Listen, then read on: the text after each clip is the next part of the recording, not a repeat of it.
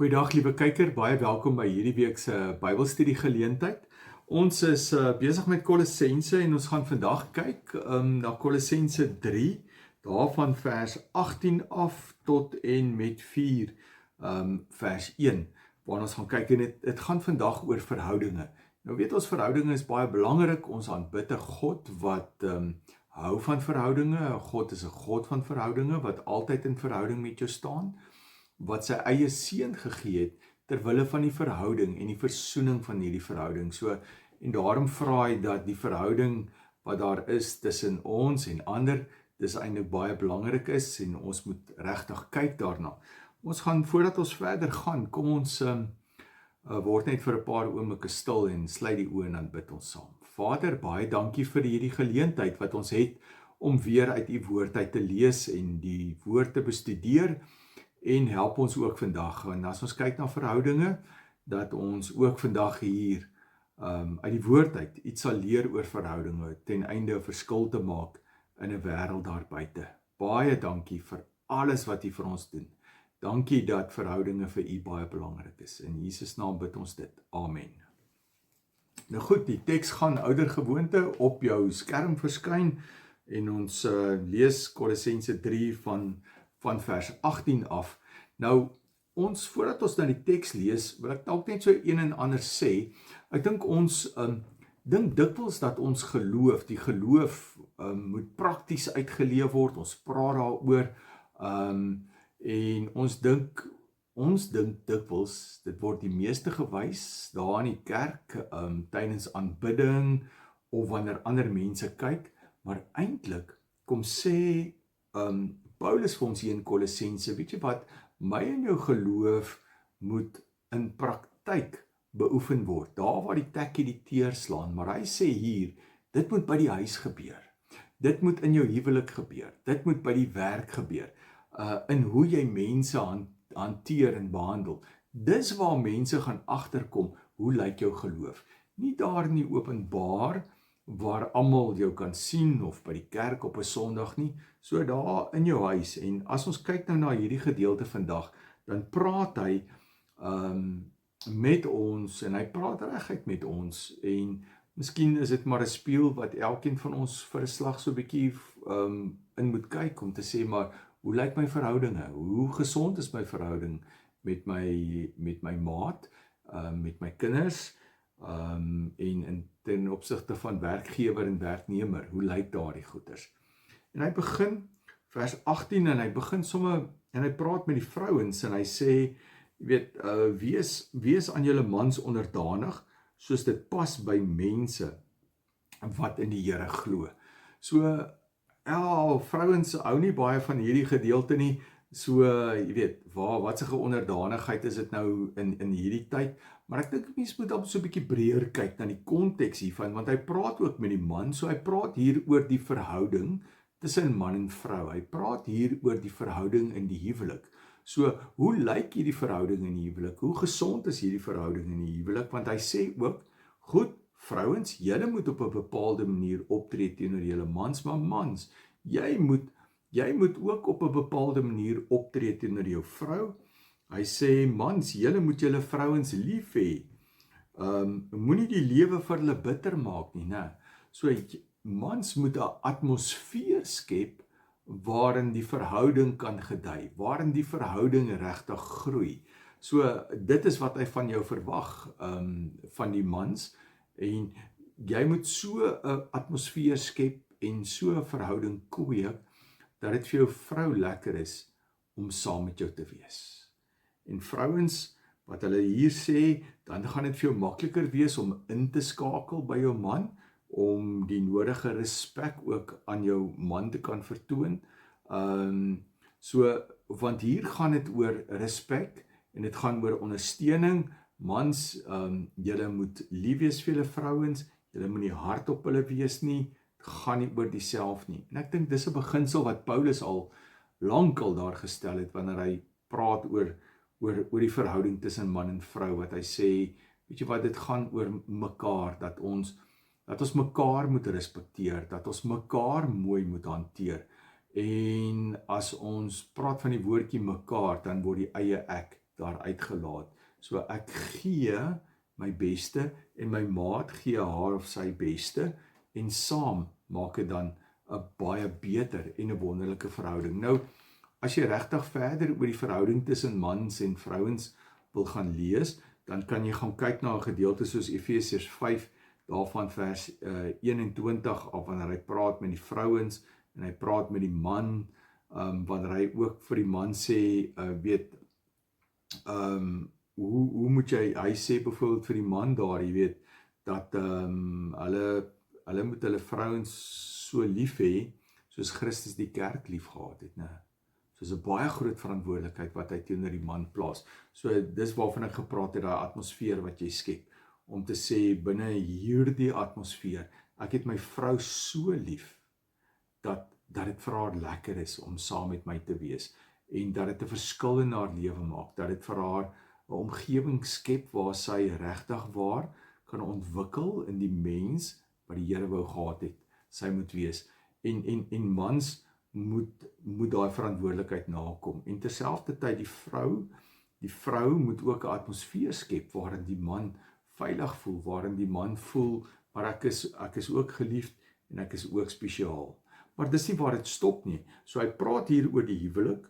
Hy praat oor die verhouding tussen in die huisgesin met ouers en kinders, en ons weet hoe baie keer kan daar groot spanning wees tussen kinders en ouers. So hy sê ook hier, binne 'n verhouding gaan dit nie net oor ontvang nie, maar daar's ook 'n bepaalde verantwoordelikheid binne 'n verhouding. So daar's nie net gesag nie, maar ook 'n verantwoordelikheid. En hy sê vir die kinders, jy weet, julle kinders, vers 20, wees in alles aan julle ouers gehoorsaam. So wees gehoorsaam aan jou ouers, want die Here verlang dit van kinders wat in hom glo. So dis om daai respek te kan kry, sê hy vir die kinders, wees gehoorsaam aan julle ouers, luister na jou ouers, maar en dan praat hy ook met die vaders, né? Die vader wat die gesagsfiguur was, wat die dissipline dan daai tyd ook toegepas het. Hy sê, moenie gedurig by jou kinders fout soek en hulle moedeloos laat word nie. So hy praat ook dan, skep ook weer eens 'n atmosfeer waar jou kind kan ontwikkel, waar jy ook 'n positiewe inspraak het in jou kind se lewe, en nie net negatiewe inspraak nie. Nee, net heeltyd foutvinderig nie, maar gee positiewe terugvoer waar dit nodig is, want dis in daardie atmosfeer wat jou kind regtig dan ook groei en ontwikkel. So, en ek dink in vandag se tyd is ouers baie keer so besig, en dat hulle net nie by hulle kinders uitkom nie, en dat kinders ook vandag so besig is, dat daar ietsie van die huisgesin verlore gaan, en miskien is dit weer tyd, dat daar ook gekyk word na die huisgesin. Hoe lyk die huisgesin? Hoeveel tyd spandeer julle saam? Ma en pa, of ouers, weet julle wat in julle kinders se lewens aangaan? Wanneer laas het jy met jou tiener gepraat? Wanneer weet jy wat in jou tiener se hart omgaan? Dis baie keer makliker om met die klein kindertjies te werk, maar wanneer hulle kom op 'n tienerstadium is dit baie keer moeiliker, en moet mense hulle ook op 'n besonderse manier hanteer, né? Maar hy sê, goed, kyk na daai verhouding. As daai verhouding nie reg is nie, pa, ma, sorg dat jy werk aan daai verhouding. Jy is die ouer, sorg dat jy ietsie doen, hoor, praat of gaan sien iemand, maar hierdie verhouding moet regkom, want hy sê, dit is baie belangrik ook vir 'n goeie, gesonde gemeenskap. En dan gaan hy aan, praat hy ook oor ons geloof in terme van verhoudinge by die werk. Hier gebruik hy nou 'n ander konteks wat ons nou nie vandag meer het, in terme van slawe, né? Hy sê, slawe, wees in alles gehoorsaam wat julle eienaars aan julle eienaars hier op aarde. Moenie net werk om deur hulle raak gesien te word nie, né? Daai ken ons, jy weet, dat ons partykeer werk om deur mense raak gesien te word, of deur my baas raak gesien te word. Hy sê, nee, dit gaan nie daaroor nie. Dit gaan oor eintlik so 'n bietjie meer as dit, of om te werk om in die guns van mense te kom. Jy weet, hy sê, nee, kom werk met 'n opregte hart, werk met 'n regte gesindheid, werk met integriteit, En ek dink dit is baie belangrik wanneer jy as mens dit begin doen. Iemand het een keer gesê, maar jou werk is eintlik 'n tipe van 'n aanbidding. Deur jou werk is jy ook besig om aan God die eer te gee. So dis die wyse waarop jy werk. Dis baie belangrik. Hy sê, jy weet, wat julle ook al doen, sê die teks vir ons in vers 23, wat julle ook al doen, doen dit van harte, soos vir die Here en nie vir mense nie. En ek dink dit is baie belangrik, dat ons sê, ons doen nie hierdie goed vir mense nie, want mense verander, maar ons doen dit vir die Here. Ons werk en ons is dankbaar vir dit wat ons daarom het, om te kan doen, die werk wat ons het, en hy sê, in jou werksomstandighede, moet daar ietsie van jou verhouding met die Vader, moet ook na vore kom, in hoe jy jou werk uitvoer, met die integriteit waarmee jy jou werk doen. Want God sien moeite raak, hy sien jou hart raak, hy sien jou gesindheid raak en die houding waarmee jy goeders doen.